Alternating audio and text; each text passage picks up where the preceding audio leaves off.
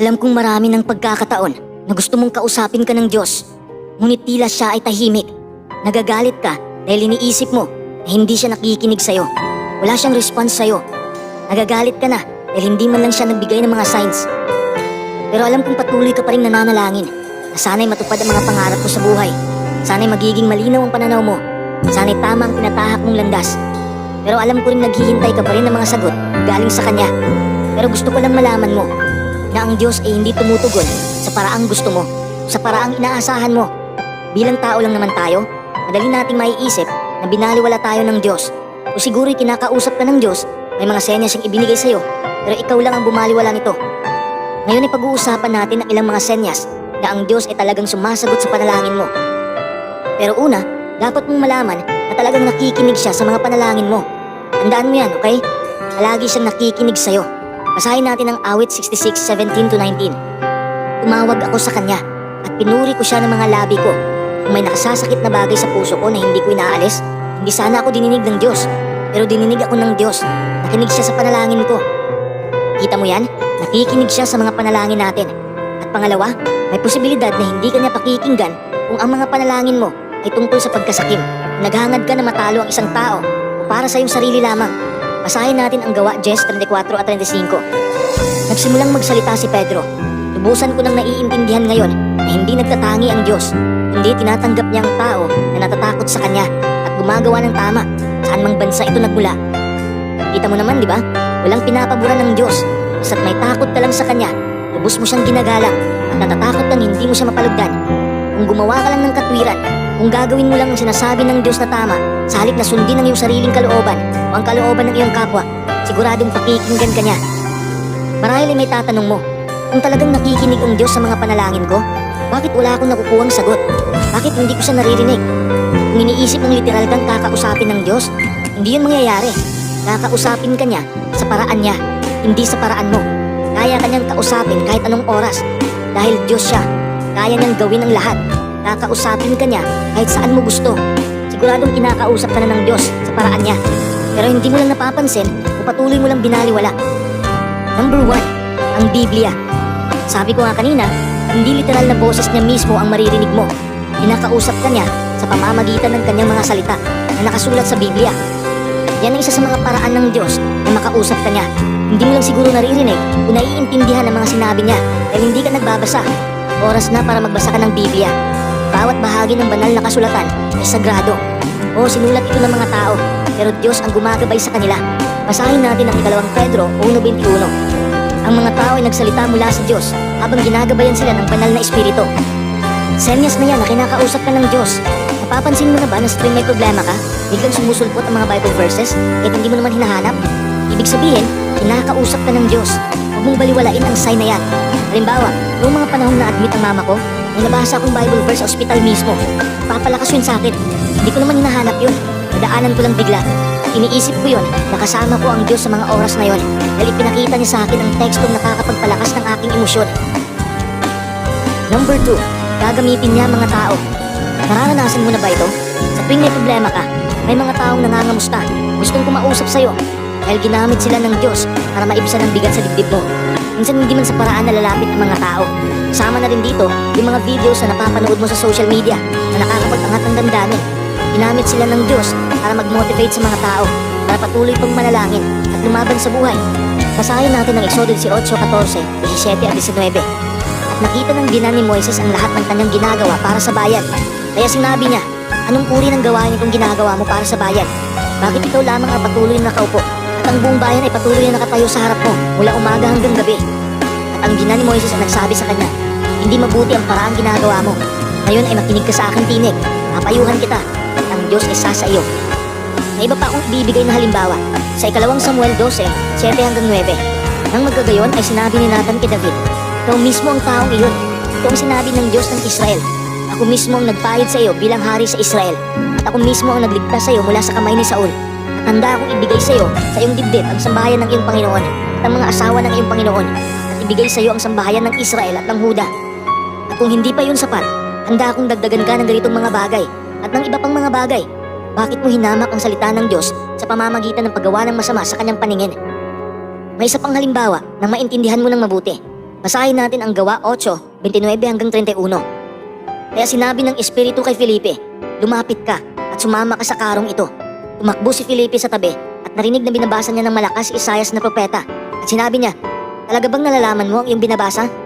Sinabi niya, ang totoo, paano ko nga iyon magagawa malibang may pumatnubay sa akin? At namanhik siya kay Felipe na sumakay at umupong kasama niya. Naiintindihan mo na ba? Kapag may mga naririnig ang payo na hindi naman labag sa kautusan ng Diyos, sundin mo dahil ginagamit sila ng Diyos para iangat ang damdamin mong nalulugmok. Kung karunungan ang ipinasa ng tao, nagmula yun sa Diyos. Dubli ingat rin dahil hindi lahat ng mabubuting salita ay mabuti rin ang dulot nito. May mga sugar-coated kasi mga labi na madali kang mapapaniwala. Akala mo nakabubuti sa sarili mo pero mapupunta ka lang sa kapahamakan. Basahin natin ang unang Juan 4:1. Mga minamahal, huwag ninyong paniwalaan ang bawat mensahe na sinasabing galing sa Diyos. Kundi tiyakin ninyo kung talagang galing ito sa Diyos dahil maraming huwad na propeta ang lumitaw sa sanlibutan.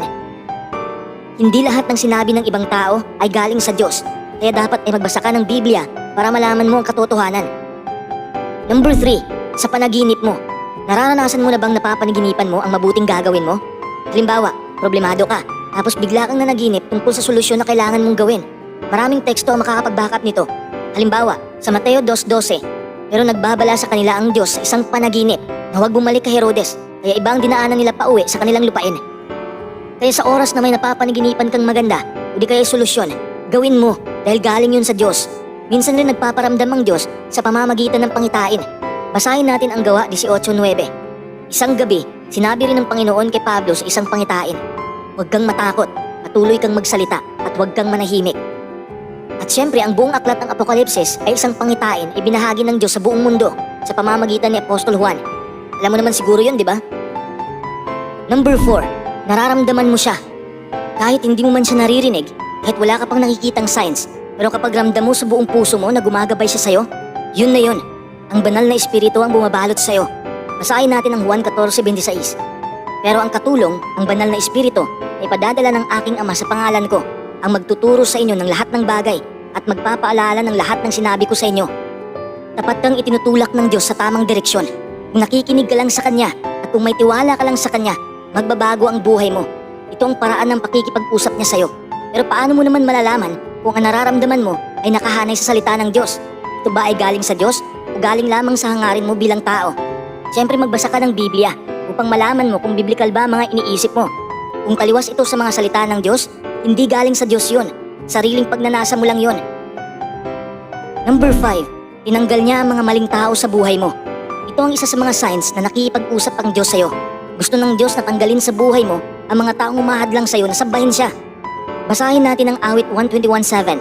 Babantayan ka ng Diyos sa lahat ng kapahamakan. Babantayan niya ang buhay mo. Gusto naman natin ng proteksyon, di ba? Hindi ka ba natutuwa na Diyos na mismo ang nagpuprotekta sa'yo? Ang pinakamakapangyarihan sa lahat? Alam ng Diyos na mabuti kang tao, kaya ayaw niyang mapunta ka sa mga maling tao. Gusto ng Diyos na isama ka sa mga taong marunong magpahalaga sa pagkatao mo. Kaya kapag hiniwalayan ka ng taong mahal mo, siguradong masasaktan ka.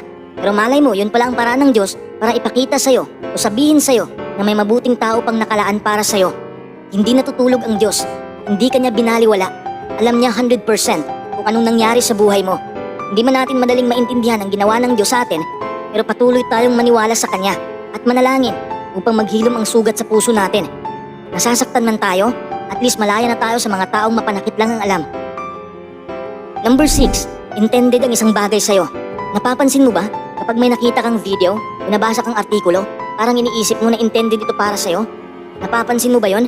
Kung oo, yun na ang paraan ng pakikipag-usap ng Diyos sa'yo. Gusto ng Diyos na matauhan ka. Siguro nasa mali ka ng landas. Siguro napunta ka na sa maling tao.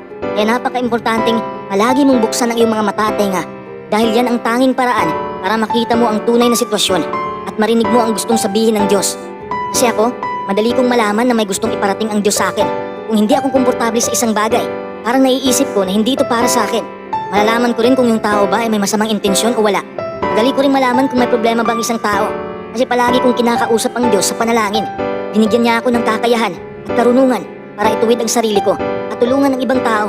Hindi naman ako perpekto at ipinapanalangin ko rin palagi sa Diyos na sana'y patawarin niya ang aking mga pagkakamali. Kaya wag na wag mong baliwalain kung may nakikita kang kakaiba o nababasa dahil yon ang sign na ibinigay ng Diyos sa'yo. Sabi pa nga sa Job 33:14, ang totoo, nagsasalita ang Diyos at inuulit pa niya ito pero walang nagbibigay pansin. Kita mo yan? Palaging nagsasalita ang Diyos. Tao lang ang ayaw magbigay pansin. 6 signs lang ibinigay ko sa'yo, pero hindi ito limited dito. May iba pang signs na hindi ko binanggit. Yan lang muna, para mas madali mong maunawaan. Ngayong alam mo na kung ano ang mga signs, paano mo naman papaniwalaan o pakikinggan ng Diyos? Tanungin nga kita, talaga bang ikaw ay nakikinig sa Diyos? Parang hindi, di ba? Paano ko nasabi? Dahil madalas mo pang sinasabi ang iyong problema kaysa sa manalangin ka. Paano maririnig ang Diyos kung ang buong atensyon mo ay nasa mga problema mo? Yan ang problema ng karamihan. Subukan mo naman itikom ang iyong bibig at makinig ka lang muna. Talaga bang nakahanay ang iyong hangarin sa hangarin ng Diyos? O baka pansarili mo lang yung pagnanasa? Hindi pwede na sariling tunguhin mo lang ang masusunod. Dapat sang-ayon rin ang Diyos sa mga plano mo. Talaga bang gusto mong mag-usap kayo ng Diyos? Kung gayon, magtiwala ka sa Kanya. Lumapit ka sa Kanya. Basahin natin ang Santiago 4:8. Lumapit kayo sa Diyos at lalapit siya sa inyo. Tayong mga tao ang unang lalapit at lalapitan tayo ng Diyos. Ganun lang kasimple.